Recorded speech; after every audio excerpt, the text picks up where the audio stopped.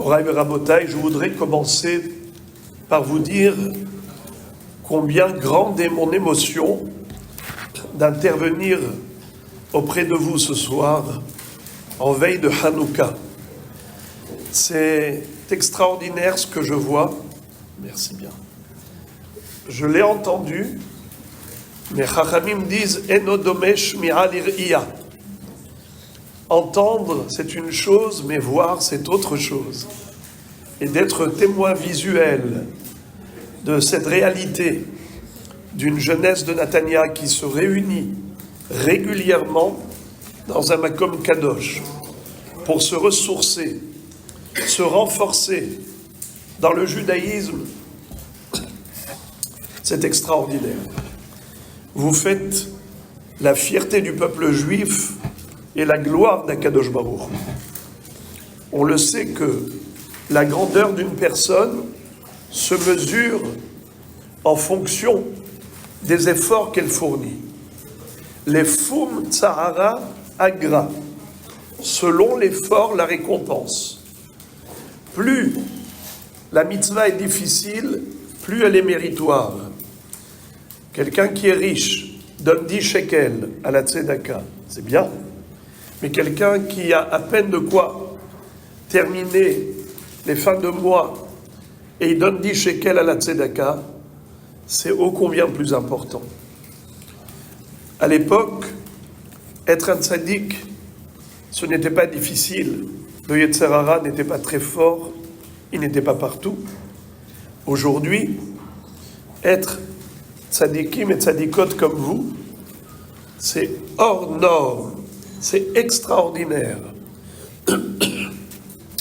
Sachant que les épreuves dans cette génération sont ô combien nombreuses, sur tous les plans, et de tenir bon, de rester attaché à Kadosh Baruch Hu, c'est quelque chose qui, Be'emet, donne une joie et procure à Hashem Yitbarach une satisfaction, à l'instar des Hashmonaïm. Et je vais rentrer dans le vif du sujet, à savoir la fête de Hanouka. Qu'est-ce qui s'est passé à Hanouka? Contrairement à Purim, où Haman Aracha avait souhaité exterminer le peuple juif, il a demandé à Hachvérosh le droit d'anéantir Israël, hommes, femmes et enfants, jeunes et vieux, en un seul jour.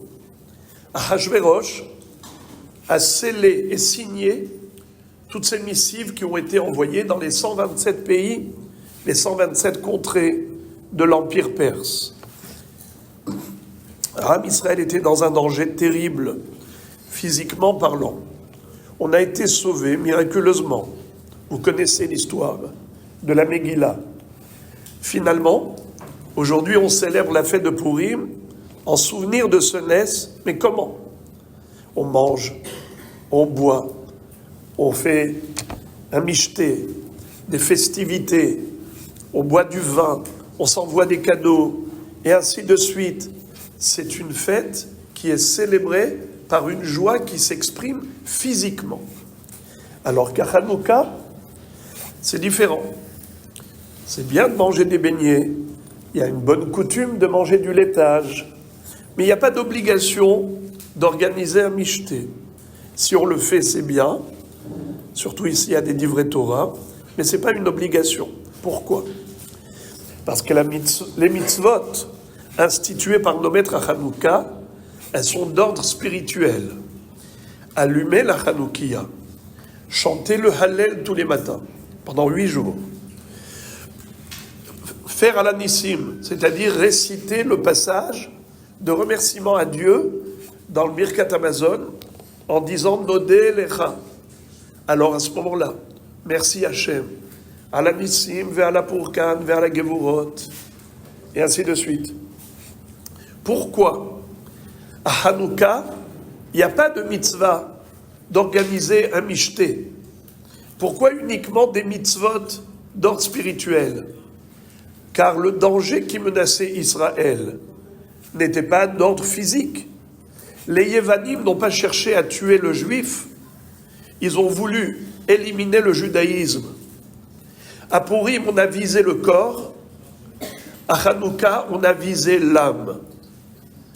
Étant donné que le Nes, à Purim, c'est le sauvetage du physique d'Israël, alors à Purim, on doit réjouir le physique. On doit manger, boire, s'amuser, être joyeux par des expressions physiques.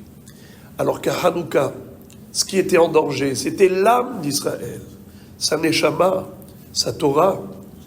Ils n'ont pas dit aux Juifs, on va vous tuer, comme Hitler, comme Haman. Pas du tout. Une seule chose qu'on vous demande, arrêtez d'être juifs. Épousez la religion grecque. Soyez comme nous. Ne soyez pas différents. C'est tout. Et en effet, la philosophie grecque est extrêmement séduisante. Ils ont développé une culture, l'athlétisme, l'esthétique, le développement physique, la culture physique. Ils ont en fait une culture. C'est-à-dire que tout se focalisait sur l'aspect charnel de l'être humain. Alors que Am Israël prône essentiellement tout ce qui concerne la Neshama. Et pour développer l'idée, écoutez bien ce que dit le Midrash. Le Midrash dit sur le Passouk, Ve'haaretz haïta tohu vavohu ve'choshech al pene tehom ve'ruach Elohim berachefet al pene hamayim. Quand Dieu a créé le monde, Bereshit bara Elohim et hashamayim ve'et haaretz ve'haaretz haïta tohu vavohu ve'choshech al pene tehom. Il y a ici 4 adjectifs. Tohu, bohu, choshech, tehom. Ça fait allusion aux 4 exils d'Israël. Israël va avoir malheureusement à traverser énormément d'épreuves, de tribulations, de souffrances dans son histoire.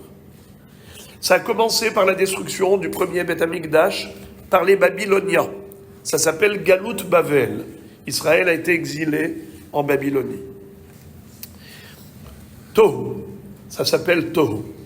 Bohu, c'est Galut Paras Umadai.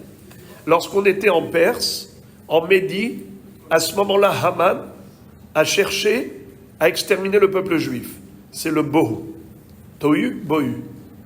Ensuite, Choshech, l'obscurité, ça fait allusion au 3e exil. Galut Yavan. Lorsque les Yévanim, les Grecs, ont réussi à dominer Israël, ils sont venus jusque-là. Ils ont été à Jérusalem. Ils ont souillé, profané le Beth Amikdash. Ils ont impurifié toutes les huiles. Il n'y avait même pas de l'huile cachère, juste une petite fiole qui était encore scellée avec le sceau du Kohen Gadol, mais qui ne suffisait que pour un seul jour. Ça a éclairé pendant 8 jours. Hanouka. Ça, c'est Choshech. Tehom. Tehom, ça veut dire les abîmes. Eh bien, ça fait allusion au 4e exil, le nôtre, qui s'appelle Galut Edom. Edom, c'est Esav. Titus, descendant de Esav, a détruit le 2e Beth Amikdash. Il a exilé Israël. Et finalement, est-ce que le Beth Amikdash a été reconstruit? Pas encore. C'est pour ça que Galut Edom porte le nom de Tehom, les abîmes. La profondeur des abîmes, elle est presque inaccessible d'atteindre le bas, le fond, le fin fond de la mer, de l'océan. Et on descend et on descend. La galoute, elle est profonde, profonde. Ça fait près de 2 millénaires qu'on l'attend. Le retour d'Akadosh Baruch Hu à Tzion, la reconstruction du Beth Amikdash, le rassemblement de tout Israël des 4 coins du monde. Eh bien, Moray Verabotai, Veruach Elohim, Merachefet al Pene Hamayim. Le souffle de Dieu planait sur l'eau. Hachamim dit, c'est qui? C'est Ruchosh el Mashiach. Et ça veut dire quoi, planer sur l'eau? Eh bien, l'eau représente la Teshuvah. Shifri kamaim liber nochach pene Hashem. C'est un pasouk dans le livre des Jérémiades, dans le livre de Echa. une personne qui épanche son cœur devant Dieu, qui demande pardon, qui fait teshuva sincèrement, qui prie Hachem de tout son cœur pour obtenir le pardon. C'est exactement comme l'eau qui coule d'un torrent, d'une source, ainsi naturellement. Un enfant revient vers son père. Pardon Hachem. C'est grâce à la teshuva que Mashiach viendra. Mais la question qu'on va poser, pourquoi Galut Yavan, c'est-à-dire la Grèce, les Grecs qui nous ont soumis pendant toute une longue période, pendant des décennies, ils ont empêché Israël d'accomplir Torah et Mitzvot. Pourquoi est-ce que ça s'appelle Hoshech? Pourquoi est-ce que la période de Hanouka s'appelle Hoshech, l'obscurité? Parce qu'ils ont cherché à obscurcir le cœur d'Israël. Comment? Figurez-vous, ils vont leur demander, pas seulement de transgresser les mitzvot de la Torah, mais beaucoup plus grave. Ils leur ont dit, écoutez bien les mots du Midrash, inscrivez sur les cornes de bœuf, sur des cornes de taureau, que vous ne croyez pas en Dieu. En hébreu, kitvu lachem al keren hashor she'en lachem helek be'elohei Israël. Vous allez graver sur des cornes de bœuf que vous n'avez aucune part en la divinité. C'est quoi cette histoire? Quand on veut aujourd'hui déclarer, proclamer quelque chose, publier, alors on fait ça au travers de grands posters, des images qui font 5 mètres sur 3 mètres, et on affiche en grand dans les rues, dans les routes, et c'est comme ça qu'on fait de la publicité. Les Grecs ont voulu qu'Israël publie le fait de renier Dieu. Alors qu'est-ce qu'ils leur disent? Écrivez ça sur des cornes de bœuf. C'est quoi les cornes de bœuf? C'est presque invisible, illisible. Pourquoi ils ont demandé spécialement sur des cornes de bœuf? En plus, ils les ont empêchés d'accomplir la mitzvah du Shabbat. Interdiction d'observer Shabbat. Interdiction de circoncire ses enfants. Pas de Brit Mila. Également, interdiction de fixer le Rosh Chodesh. Rosh Chodesh. Alors, ces 3 choses, Shabbat, Chodesh et Mila. Vous savez que à Hanouka, on chante un psaume qui commence par 3 mots. Mizmor, Shir, Hanoukat, Habayit, le David. Aromimcha Hashem Kidilitani. Ces 3 mots, Mizmor, Shir, Hanoukat, ça commence par quelle lettre?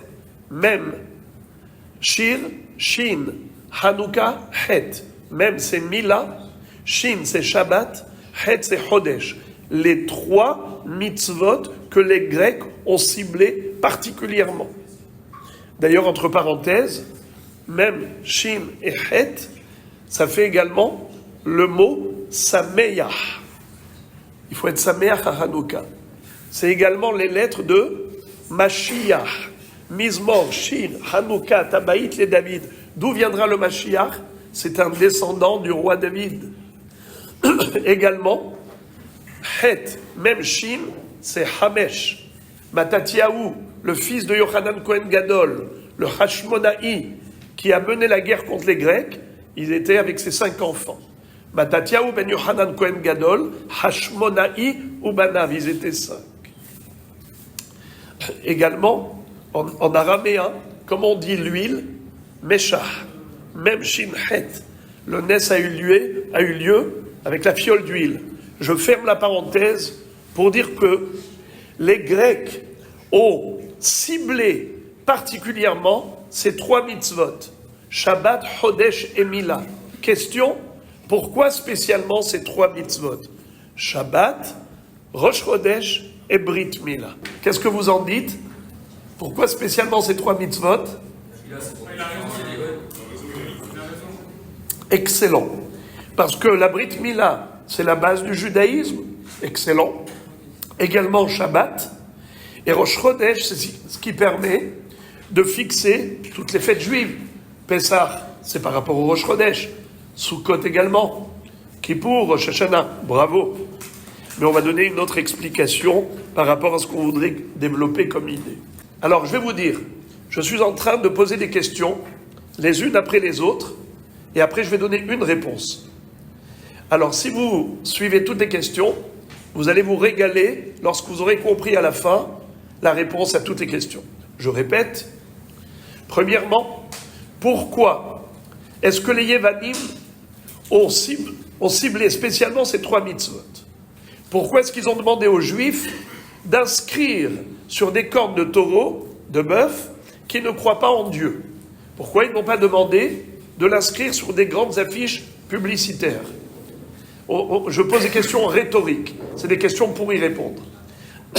Ensuite, on retrouve dans Alanissim, Ve'ala Purkan, Ve'ala Gevurot, dans ce remerciement que les Chachamim ont intercalé dans la prière Modim Anachnu Lach, dans Nodé Lecha, dans Birkat Hamazon, on rajoute, on te remercie Hachem, Alanissim Ve'ala Purkan. Et qu'est-ce qu'on dit? On raconte l'histoire, on retrace l'historique. Bimé Matatiaou ben Yohanan Kohen Gadol, Hashmonaï ou Banav, כשעמדה עליהם מלכות יוון הרשעה, על עמך ישראל לשכחם תורתך, ולהעבירם מחוקי רצונך, ואתה ברחמך הרבים עמדת להם בעת צרתם, רבת את ריבם, דנת את דינם, נקמת את נקמתם, מסרת גיבורים ביד חלשים, ורבים ביד מעטים, ורשעים ביד צדיקים, וטמאים ביד טהורים, וזדים ביד עוסקי תורתך. Il y a une suite. Il y a ici 5 phrases avec un contraste. Masarta Giborim, aidez-moi. Les nombreux, tu les as livrés entre les mains des peu nombreux. Rabim, Beyad, Me'atim.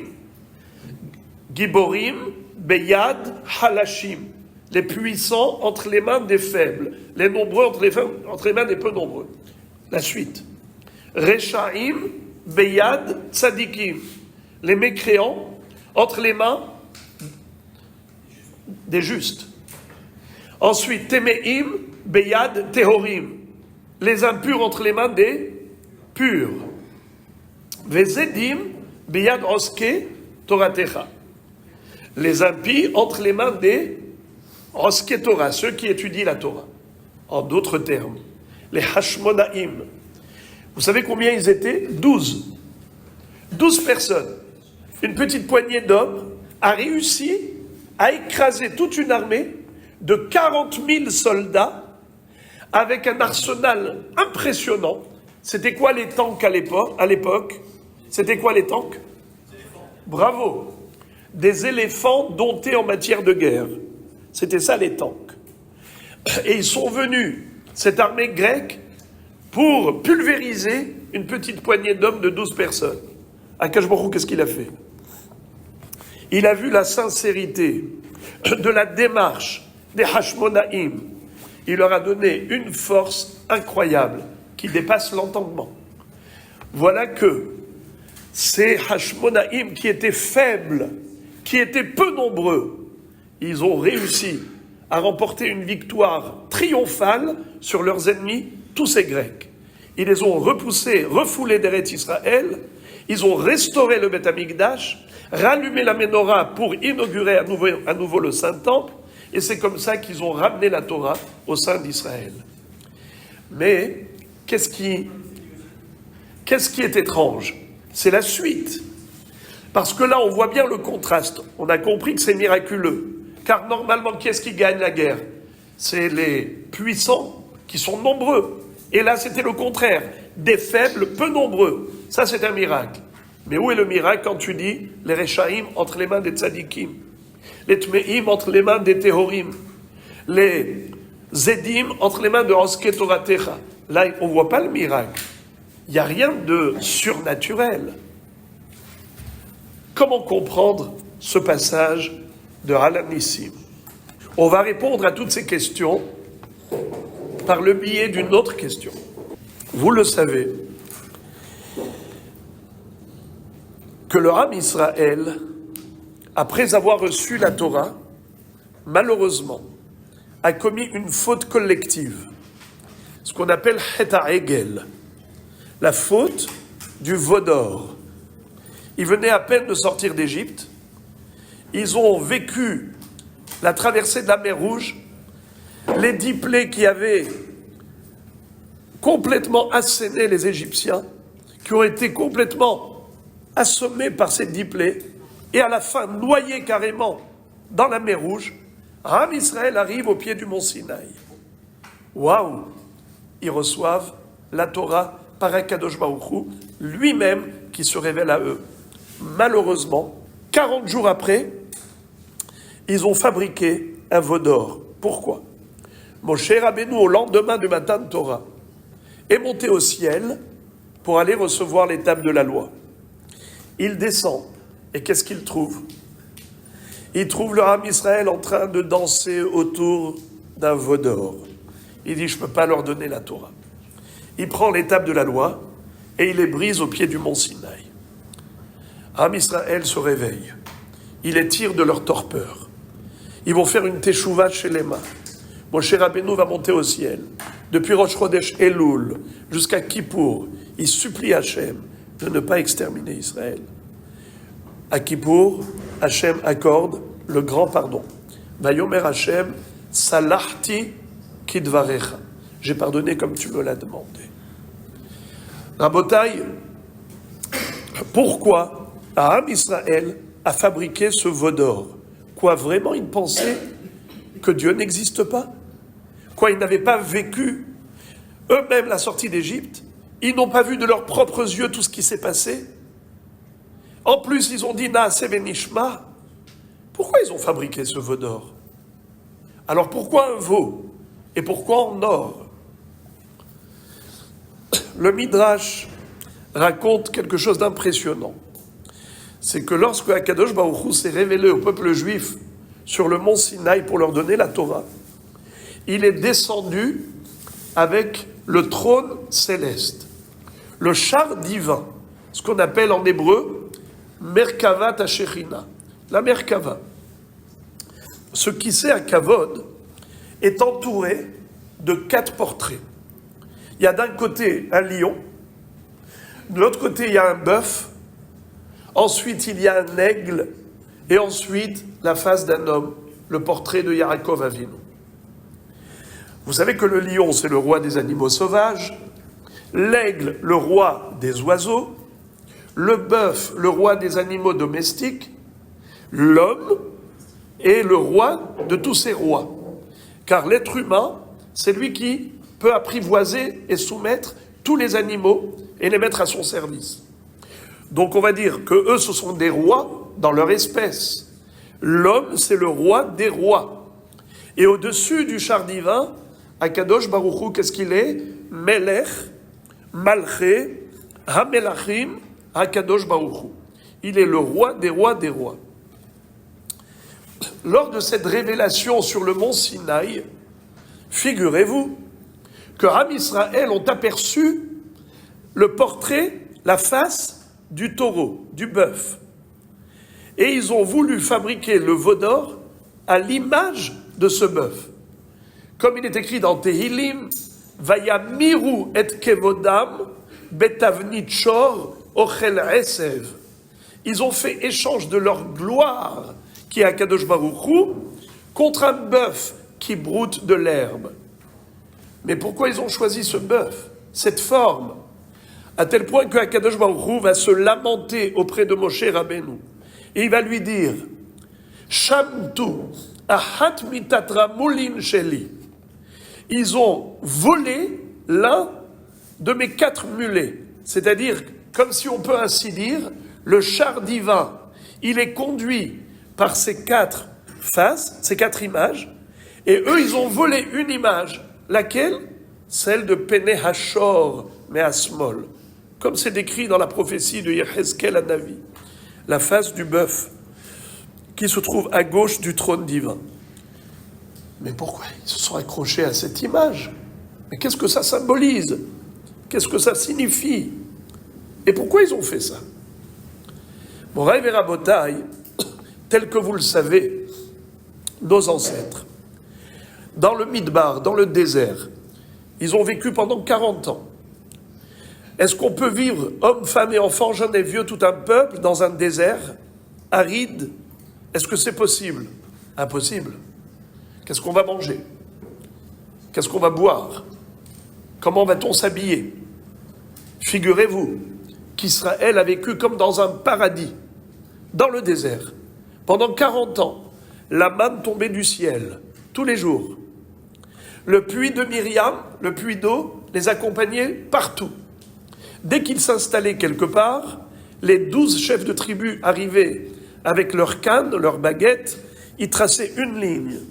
L'eau de source allait déborder du Béer Myriam. C'est comme ça que ça allait irriguer tout le camp d'Israël, parce que chaque petite ligne tracée par le chef de tribu se transformait en canal d'eau qui allait circuler dans chaque camp de tribu. Et comment est-ce qu'ils s'habillaient? Figurez-vous, Simlatra lo balta me'alecha veraglecha lo batseka. Les vêtements grandissaient avec eux, et pour que ce ne soit pas usé, il y avait un nuage qui venait faire du pressing à vapeur sur eux-mêmes. Ils étaient repassés, lavés, repassés. Ils étaient toujours sur leur 31. Pourquoi? Akadosh Baruch Hu ne voulait pas qu'ils aient besoin même de laver les vêtements. Même pas besoin d'aller chez Zara ou H&M pour aller acheter de beaux vêtements. Pas du tout. Ça grandissait avec eux. Et ils n'avaient même pas besoin de changer de chaussures. Ils étaient transportés comme dans une bulle, parce qu'il y avait Shiva Anane Kavod, 7 nuées de gloire. Il y avait une nuée de chaque côté des 4 points cardinaux, nord, sud, est, ouest. Une nuée en haut, une nuée en bas, ça fait 6. Et une devant qui allait aplanir les montagnes, rehausser les ravins, tuer tous les fauves qui venaient attaquer Israël, ou les serpents et scorpions. Bamidbar Agadol ve'anora, Makom Nahash Saraf ve'akrav. Am Israël n'avait peur de rien, ils étaient divinement protégés. Mais, vous le savez, quelque part, ils étaient un peu tendus, ils étaient stressés. Quel était le stress? C'est que le soir, après manger, il n'y avait plus rien à manger. Pourquoi? Akadosh Baruch Hu envoyait une ration quotidienne de manne céleste pour chaque individu, pour chaque membre de la famille, et on n'avait pas le droit de garder quoi que ce soit. Il n'y avait pas de frigidaire, c'était même interdit de laisser de la manne d'aujourd'hui pour demain. Si on essayait, on tentait, eh bien ça pourrissait. Pourquoi Kadosh Baruch Hu a fait ça? Dans la Gemara, il est rapporté au nom de Rabbi Shimon Bar Yochai que ses élèves lui ont demandé « Rabbi, Rabbi, pourquoi Kadosh Baruch Hu n'a pas envoyé une grande quantité de manne, de la manne une fois par an? Comme ça, ils avaient des réserves pour toute l'année. Pourquoi Kadosh Baruch Hu envoyait chaque jour de la manne? » Eh bien, il leur a dit « Vous savez, mes enfants, pourquoi? Machal lema hadavar domé. À quoi cela ressemble? Les Melech Basar Vadam, à un roi humain qui avait un fils, le prince. Il lui donnait chaque année un chèque, un gros chèque, pour pouvoir subvenir à ses besoins durant toute l'année. Et le fils venait une fois par an voir son père et recevoir le chèque. Son père lui a dit « Mais mon fils, pourquoi tu viens pas me dire bonjour? Pourquoi tu ne viens pas me voir? Je te languis trop. J'ai une forte nostalgie. » Et il lui dit « Papa, tu sais, j'ai une famille, j'ai beaucoup de choses à faire, je n'ai pas de temps de disponible. » Alors son père lui a dit « Mon cher fils, dorénavant, je ne te donnerai pas un chèque annuel, mais un chèque journalier. Chaque jour, tu viendras chercher ton chèque. Chaque jour, j'aurai l'occasion de t'embrasser, de te voir, de me faire plaisir, de saluer mon fils. » Rabbi Shimon Bar Yochai dit à ses élèves, si Akadosh Baruch Hu avait envoyé de la manne suffisamment pour toute une année, alors quand est-ce qu'ils auraient prié Hachem pour la Parnassa? Une fois par an. Maintenant qu'il n'y a plus rien à manger le soir, liquidation du stock, Alors, ils se mettent à prier pour la parnassa pour le lendemain, parce qu'ils ne savent pas de quoi sera fait le lendemain. Qu'est-ce qu'ils vont manger? Vous savez, ils étaient très nombreux. Les familles étaient nombreuses. Les femmes, quand elles accouchaient, il y avait 6 enfants par naissance, des sextuplés. Ubnei Israël parou vaishretsu vairbu vayatzmu bimod meod. 6 naissances par accouchement. Si elle accouchait 10 fois, il y avait 60 enfants. Vous imaginez le papa qui doit nourrir 60 bouches? Papa, on a faim. Alors qu'est-ce qu'il leur disait? Allez mes enfants, venez, on va prier à Hachem. On distribuait le Tehilim. Shir lamalot esaenai leharim me'ain yavo ezri. Et c'est comme ça que tous les jours on priait. Mais Am Israël n'ont pas apprécié cette situation. Qu'est-ce qu'ils ont dit? On voudrait que Akadosh Baruch Hu nous nourrisse comme tout le monde, qu'il subvienne à nos besoins comme toutes les nations du monde. Comment les gens ont la parnassa? À l'époque, pas comme aujourd'hui, où on travaille derrière un ordinateur, dans des bureaux. À l'époque, c'était des champs agricoles. Si quelqu'un était propriétaire de quelques hectares de terrain, alors il cultivait la terre et la production agricole était commercialisée. Lorsqu'on avait vendu tous ces fruits, on pouvait avoir beaucoup d'argent, un chiffre d'affaires, ce qu'on appelle de l'or. Comment est-ce qu'on travaillait la terre? Est-ce que quelqu'un sait comment est-ce qu'on labourait le champ? Comment? Bravo! On prenait un bœuf, on l'attelait à la charrue, et lorsqu'il tirait la charrue, le bœuf allait labourer le champ. Ensuite, on allait semer, arroser. Ensuite, on allait moissonner. Pour engranger le grain, il fallait d'abord que le taureau passe sur les grains pour battre et ce qu'on appelle vanner les céréales.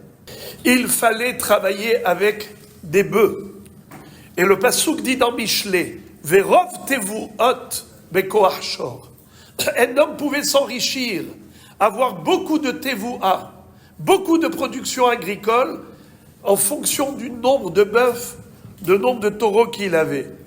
Verov tevuot bekoach shor. Alors, Moraï Verabotai, Am Israël va dire à Dieu, Maître du monde, au lieu de nous envoyer de la manne du ciel, un Ber Miriam qui nous accompagne, donne-nous un pays, donne-nous une terre où on va pouvoir cultiver nous-mêmes notre champ avec des bœufs qui tirent la charrue. Et c'est comme ça qu'on aura une parnassa tranquillement. On va vivre dans une autonomie. Comment les nations du monde, elles vivent tranquilles? Pourquoi? Une fois qu'on a terminé tous les travaux d'agriculture, à la fin de l'hiver, à la fin de l'été, on a les granges pleines de céréales et de fruits. On peut maintenant commercialiser. On peut gagner beaucoup d'argent, beaucoup d'or. Le veau d'or qu'ils ont fabriqué à l'image du bœuf qui se trouve dans le char divin, qu'est-ce que ça veut dire que la face du bœuf se trouve dans le char divin?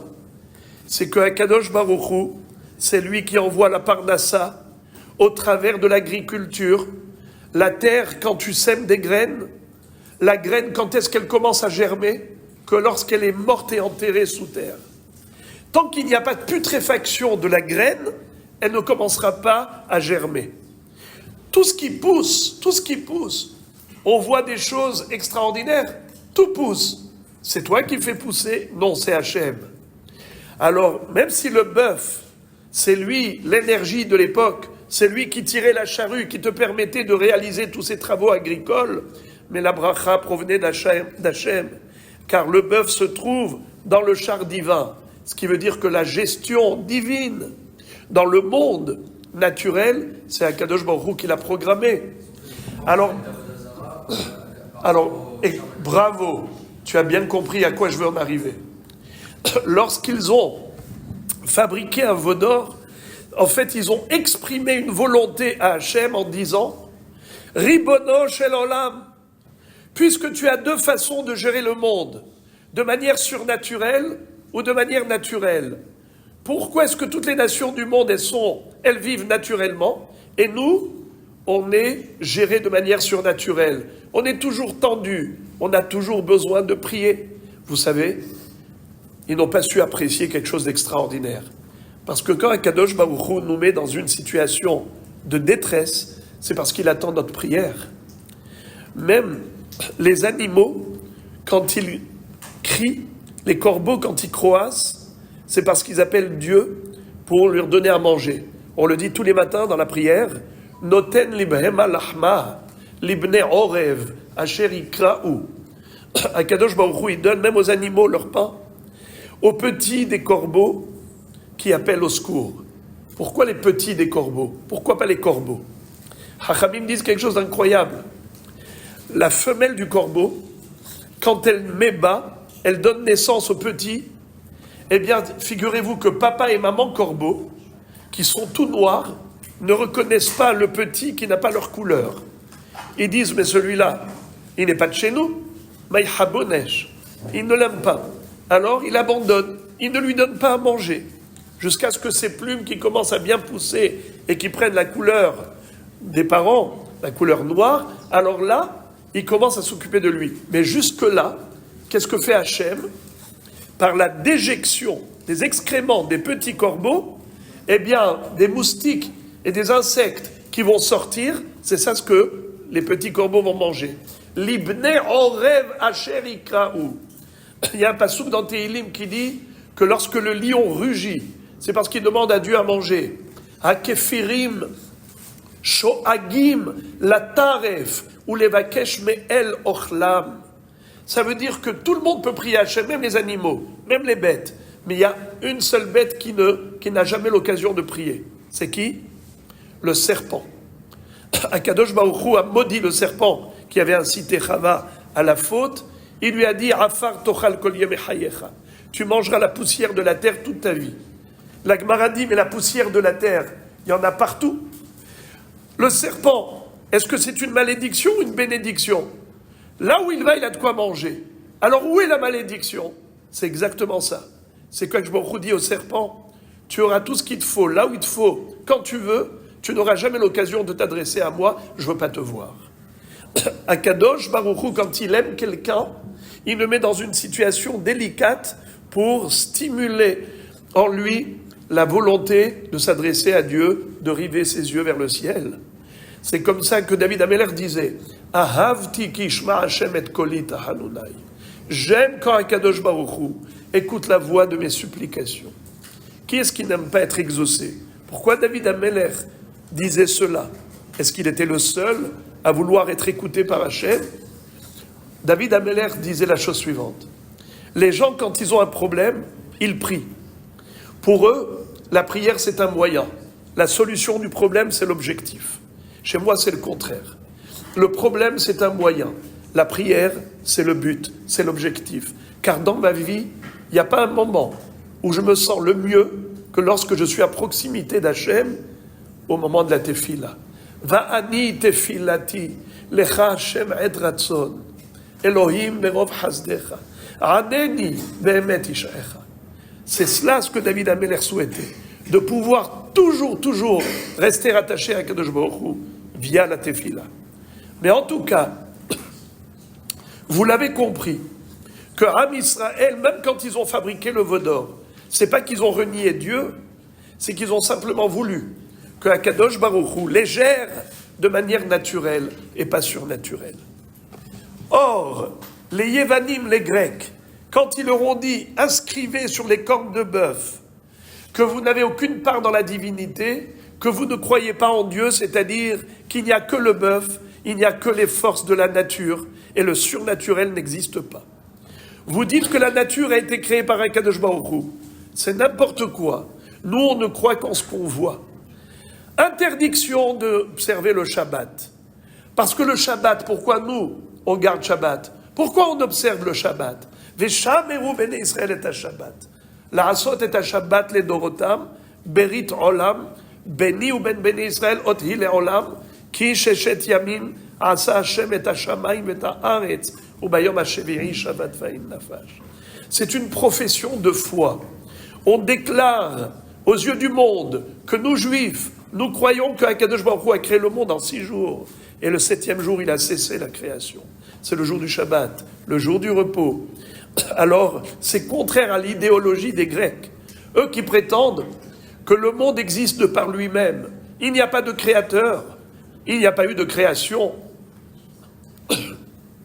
Interdit le Shabbat. Mais en plus, c'est que Am Israël prône l'idéologie que Akadosh Baruch Hu, non seulement qu'il a créé le monde, mais il continue de le gérer. Il renouvelle à chaque instant l'ensemble du cosmos. On le dit tous les matins dans la prière. Hamechadesh betuvo bechol yom tamid maaseh bereshit. Traduction, Hachem dans sa bonté renouvelle à chaque instant maaseh bereshit, toute la création. Comment vous pensez qu'on peut guérir? Il y a des gens qui sont malades. Comment ils guérissent? Akadosh Baruch Hu renouvelle les cellules du corps. Quand Akadosh Baruch Hu renouvelle la personne, eh bien, cette personne qui était malade ne l'est plus, parce que toutes ces cellules qui étaient atteintes par la maladie sont remplacées par des nouvelles, parce que Akadosh Baruch Hu renouvelle à tout moment l'ensemble de la création, de la nature. Alors, qu'est-ce qu'ils disent? Qu'est-ce qu'ils disent, les Yevanim? Il n'est pas question de croire que la nature appartient à Dieu, car Dieu n'existe pas, Chas v'Shalom. Et nous, qu'est-ce qu'on dit? Baruch ata Hashem Elokeinu melech haolam, boré peri haetz. Toi, Kadosh Baruch Hu, c'est toi qui as créé le fruit de l'arbre. Boré peri haadama, she'akol niya bidvaro, et ainsi de suite. Alors, les Yevanim, les Grecs, vont dire à Israël, interdit de garder Shabbat, parce que ce que Shabbat veut dire, c'est que Dieu existe. Pas question d'y croire. Mais en plus, Rosh Chodesh. Vous savez qu'est-ce que c'est que Rosh Chodesh? C'est la domination du temps par Israël. Comment on fixait Rosh Chodesh à l'époque du Beth Amikdash? Eh bien, il y avait, bravo, la lune qui réapparaissait. Car la lune, vous savez, elle progresse pendant 15 jours, elle régresse pendant 15 jours jusqu'à disparaître. Et après quelques heures, elle réapparaît. Ça s'appelle Molad Alevana, la néoménie, la renaissance de la lune. Pour ça que le Chodesh s'appelle Chodesh, parce que c'est par rapport à la lune qui est Hadasha. La lune se renouvelle. Elle disparaît, elle réapparaît. Mais nous avons combien de jours dans un mois? Dans un mois. Oui, non, mais je veux dire, dans un mois, il y a combien de jours?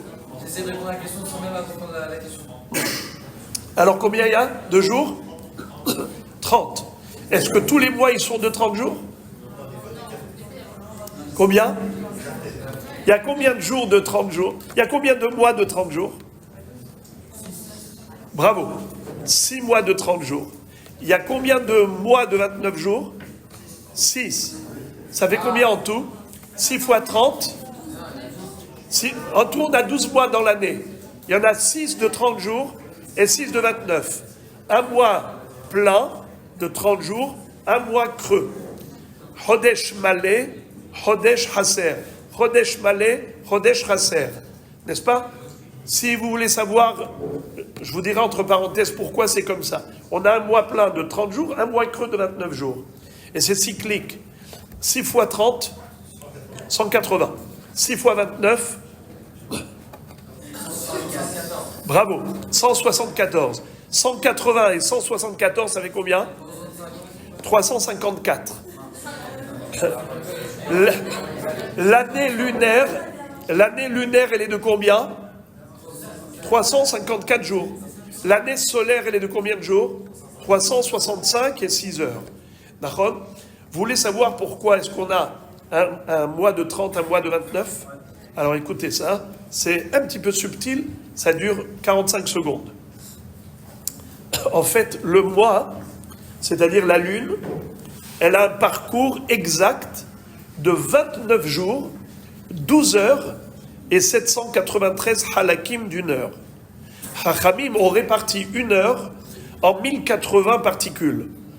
Les autres ont réparti en 3600 secondes, mais chez nous c'est en 1080 halakim. Chaque halak c'est à peu près 3 secondes. Pourquoi ils ont choisi ce chiffre? Parce qu'il est divisible.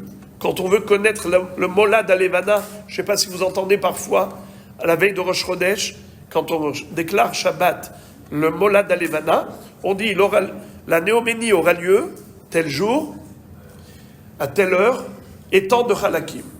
D'accord? Parce que le parcours lunaire, il est de 29 jours, 12 heures et 793 halakim d'une heure. Étant donné que la Torah a dit Ad Chodesh Yamim, Yamim atamone la Chodashim, vi atamone Shaot la Chodashim, un mois il doit être constitué de jours et pas d'heures. Donc il ne doit pas y avoir des poussières. C'est ou 30 jours ou 29 jours. Parce que si tu prends 29 et demi, 29 jours et 12 heures, 12 heures c'est la moitié d'une journée. 29 jours et demi et 29 jours et demi, ça fait quoi? 59, n'est-ce pas? Alors dans 59, qu'est-ce qu'on a? 30 et 29. Alors 30 et 29, 30 et 29. Donc c'est comme ça qu'on a un mois plein, malé, un mois creux, hasser. Mais Chachamim peuvent, pour des raisons qui leur appartiennent, qui figurent dans la Gemara, ils peuvent décaler le Rosh Chodesh. Au lieu qu'il ait lieu le 30e jour du mois, donc on aura un mois hasser, il peut avoir lieu le lendemain, 31e jour du mois. Donc on aura un mois malé. Ok. Maintenant, écoutez ce que la Gemara raconte dans Maseret de Rosh Hashanah. C'est qu'à Rosh Hashanah, les malachim dans le ciel demandent à Dieu, maître du monde, quand est-ce que tu vas siéger au tribunal céleste pour juger tous les individus?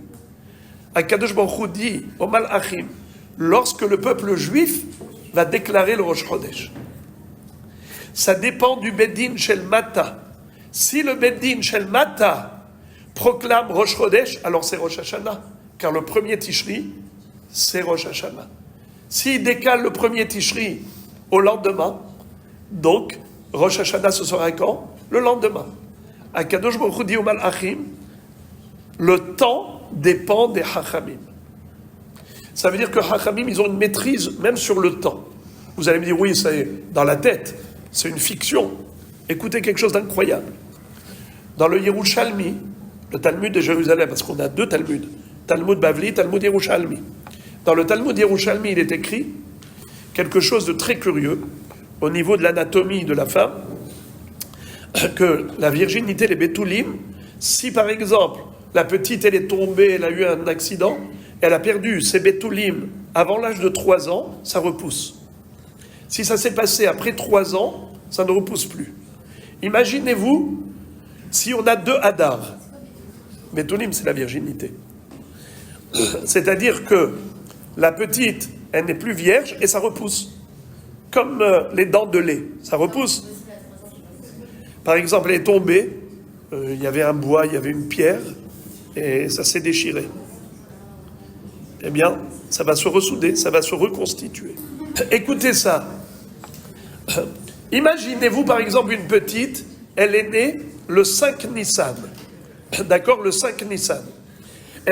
Tous les 5 Nissan, elle fait son anniversaire. Elle a fait l'anniversaire d'1 an, le 5 Nissan.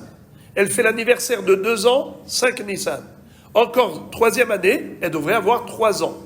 Mais vous savez qu'une fois tous les 3 ans, on a 2 Hadar, n'est-ce pas? Pourquoi? Vous savez pourquoi on fait 2 Hadar? Parce qu'on a dit que l'année solaire, elle est de 365 jours. L'année lunaire, elle est de 354. Le décalage entre les deux, c'est de combien? 11 jours et 6 heures. Tous les 3 ans, on a un décalage de 33 jours et 18 heures. Pour rattraper ce décalage du parcours solaire et lunaire, on rajoute un 2e Hadar. La lune rattrape le soleil. C'est comme ça que nous, juifs, on a toujours les fêtes qui tombent dans les mêmes saisons. Pessah au printemps, Sukkot en automne. On n'aura pas, comme le Ramadan, qui peut tomber à n'importe quelle saison. Parce que chez nous, c'est à la fois solaire et lunaire. Chez les Arabes, c'est toujours un calendrier que lunaire. Chez les autres, les Occidentaux, le calendrier grégorien, il n'est que solaire. Il n'y a que 365 jours chez eux. C'est l'année solaire. Dans l'absolu, chez les Occidentaux, il ne devrait même pas y avoir 2 mois. Janvier, février, mars, ça ne doit pas exister. Car la notion de mois, elle est attribuée à la Lune. Mais or, eux, leur calendrier n'est pas basé sur la Lune. C'est juste une imitation des mois lunaires que nous avons. C'est pour ça qu'ils ont appelé janvier, février. Mais ça ne devrait pas exister. En tout cas, chez nous, on a l'équilibre entre le soleil et la lune, grâce au 2e Adar. Maintenant, écoutez ce que je vous ai dit. La petite fille qui va faire son anniversaire de 3 ans, si l'incident qu'elle a eu, d'accord, c'était avant l'âge de 3 ans, normalement, ça devrait repousser. Imaginez-vous que maintenant les Chachamim ont dit, ça y est, c'est Rosh Chodesh Nissan. Rosh Chodesh Nissan, le 5 Nissan, elle a déjà 3 ans, ça ne va pas repousser. Si les Chachamim décident de rajouter un 2e Adar, eh bien, elle ne fera pas l'anniversaire que dans 1 mois. On va décaler l'anniversaire que le 5 Nissan.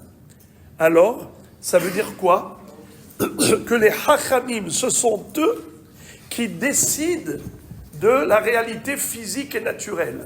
Ça veut dire que son corps, le métabolisme de cette petite dépendra du temps fixé par les Chachamim. Si Chachamim ont dit, on rajoute un 2e Adar, eh bien, elle a moins de 3 ans. S'ils disent, on ne rajoute pas un 2e Adar, elle a déjà 3 ans. Ça veut dire que les Chachamim dominent le temps et l'espace. Regardez ce qui s'est passé avec Yoshua bin Nun. C'était le conquérant d'Eretz Israël. Yoshua bin Nun était en train de mener la guerre pour la conquête d'Israël. Et voilà que le soleil était en train de se coucher. Qu'est-ce qu'il a dit au soleil? Stop! Shemesh begivron dom, veyareach beremek ayalon. Toi le soleil, tu vas arrêter ton parcours, arrête-toi.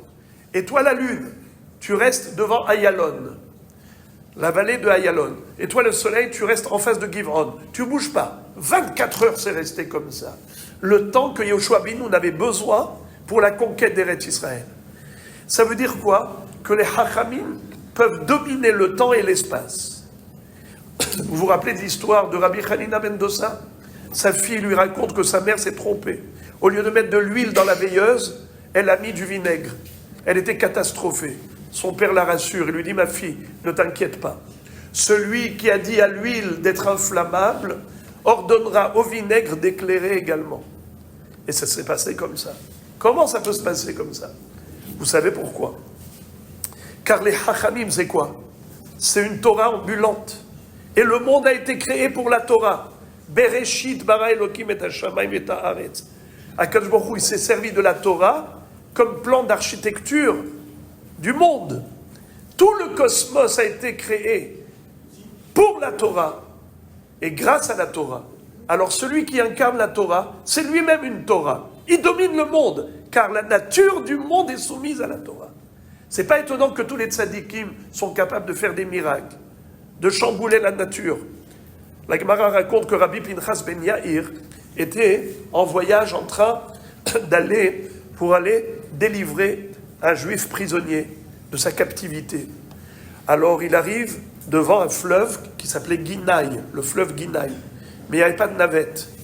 Il s'adresse à l'ange responsable du fleuve et lui dit, fends tes eaux, j'ai besoin de traverser pour aller sauver un juif. L'ange lui dit, pas du tout. Toi tu veux faire une mitzvah, mais moi aussi je fais une mitzvah. Dieu m'a dit de faire couler l'eau dans les fleuves, eh bien l'eau coulera. Toi, c'est même pas sûr que tu vas réussir ta mitzvah. Qui dit que tu vas réussir à délivrer le prisonnier? Vous savez ce qu'il va lui dire? Guinaï, Guinaï, si tu ne fends pas tes eaux, je décréterai sur toi que ces eaux sèchent à jamais. Il n'y aura plus de fleuve ici. Tu disparaîtras.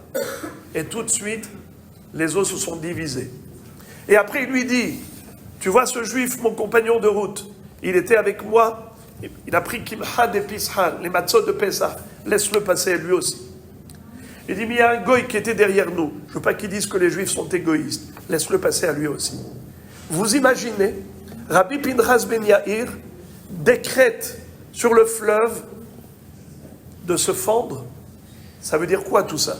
Ça veut dire que non seulement que Akadosh Baruch Hu a créé le monde, mais en plus, il a soumis toutes les lois de la nature au Ham Israël, qui eux incarnent la Torah. Parce que Ham Israël est le seul peuple à avoir dit Naaseh Venishma. Et de ce fait, les Yevanim, les Grecs ont dit c'est pas possible. On ne vous laissera pas croire qu'il y a une force créatrice et que vous, le peuple juif, vous êtes détenteurs de pouvoirs surnaturels. Ça n'existe pas. Il n'y a pas de Shabbat, il n'y a pas de Chodesh. Il n'y a pas de Brit Mila non plus. Écoutez bien, Rabotai, ce que je vais dire par rapport à la Brit Mila. Vous savez pourquoi on fait la Brit Mila?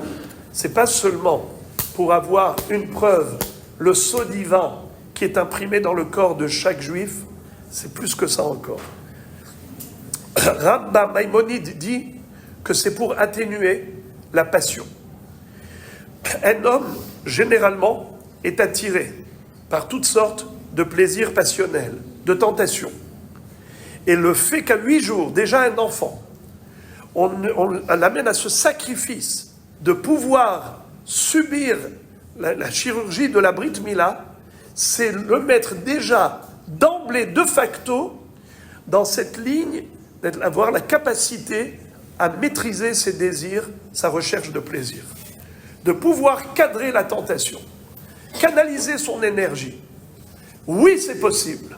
Yosef Hatzadik, il était en Mitzrayim, à l'âge de 17 ans, un garçon d'une extrême beauté.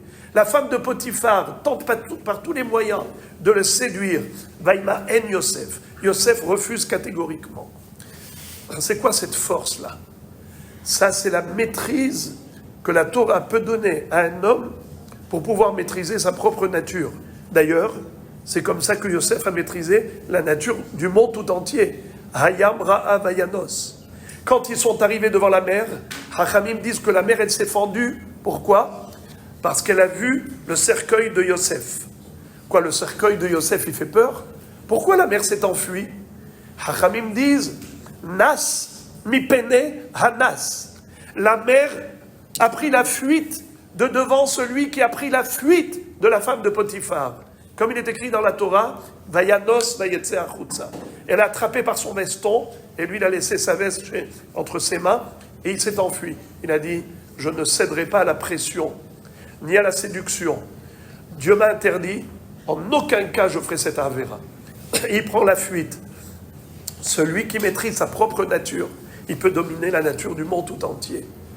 Eh bien, c'est pour cela que, à Hanouka, on célèbre la victoire des Hashmonaïm. Comment? Double dimension de victoire. La victoire physique et la victoire idéologique. Les Grecs disaient, Dieu n'existe pas. Si c'est vrai, comment vous expliquez, messieurs les Grecs, qu'une petite poignée d'hommes, 12 hommes, ont été capables de pulvériser une armée de 40 000 soldats avec des éléphants domptés pour la guerre? Comment ça a pu se passer? Comment les puissants nombreux sont tombés entre les mains des faibles peu nombreux? C'est inexplicable, ce n'est pas naturel. À partir du moment où Dieu a livré les forts entre les mains des faibles, les nombreux entre les mains des peu nombreux, à partir de ce moment-là, on a eu la deuxième victoire. Laquelle? Des Réchaïm avec les Tzadikim. Qu'est-ce que disaient les Réchaïm? Il n'y a que les forces de la nature.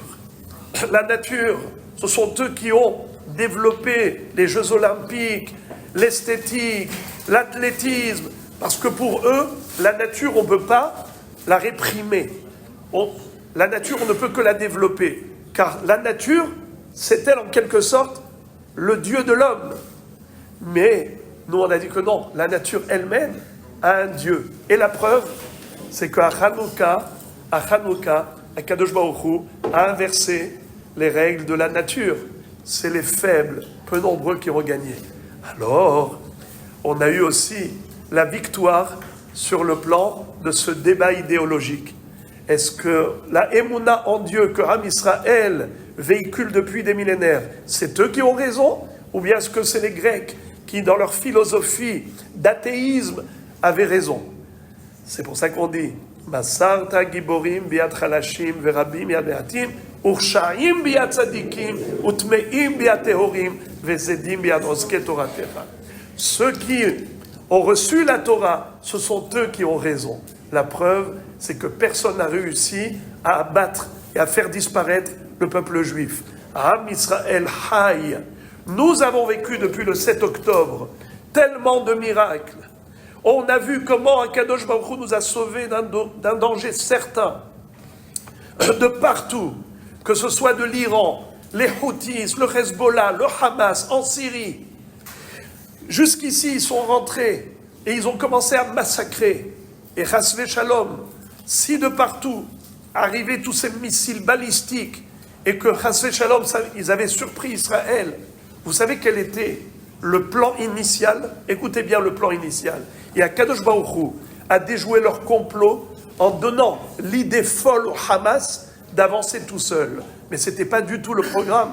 Le programme était que le Hezbollah du Nord et le Hamas du Sud d'Israël, avec l'Iran et avec tout le monde qui allait envoyer tous leurs bombes en même temps, venir attaquer Israël. Si Chasvé Shalom, ça avait eu lieu, on ne serait pas là aujourd'hui pour en parler. Si Be'ezrat Hashem, nous allons célébrer la fête de Hanouka, c'est parce que Akadosh Baruch Hu, dans toutes les générations, nous a sauvés des mains de tous nos ennemis. Vehi she'amda lavotenu velanu, shelo echad bilvad, amad aleinu lechalotenu. Et la bechol dor vador, omdim aleinu lechalotenu, ve'akadosh Baruch Hu, matzilenu miyadam. Hashem Yitbarach ne laissera jamais Israël tomber. Parce que tant que nous restons avec Dieu, Hachem reste avec Israël. Gam ki eler begetz al mavet, lo irara ki ata imadi. Même si je marche à l'ombre de la mort, je ne crains rien, parce que tu es avec moi. Hine lo yanum velo ishan shomer Israël. Ni ne dort, ni ne sommeille le gardien d'Israël. Alors, Be'ezrat Hashem, lorsque vous allumerez la semaine prochaine les Nerot de Hanouka, alors vous aurez l'occasion de réaliser que cette lumière, cette petite lumière qui suffit pour chasser beaucoup d'obscurité, eh bien ça doit éclairer en nous la lumière de la Emouna et du Bitachon B'Hashem. Et même s'il y a beaucoup d'obscurité, des mensonges qui circulent dans le monde, tellement de fausses valeurs, et aujourd'hui on le sait que via Internet, n'importe qui peut dire n'importe quoi, et ça passe partout, et au travers des réseaux sociaux, ça circule de partout, et on peut, Chasvé Shalom, absorber et être imprégné de tellement d'obscurité. Eh bien, Be'ezrat Hashem, en allumant la flamme de la Hanoukia, vous allez raviver la flamme de la Emouna, de l'amour d'Akadosh Baruch Hu. Et Be'ezrat Hashem Yitbarach, vous continuerez à être la fierté du Ham Israël, la gloire d'Akadosh Baruch Hu, Ken Yehi Ratzon, jusqu'à la venue du Mashiach Tzidkenu, Bekarov B'Yameinu, Amen.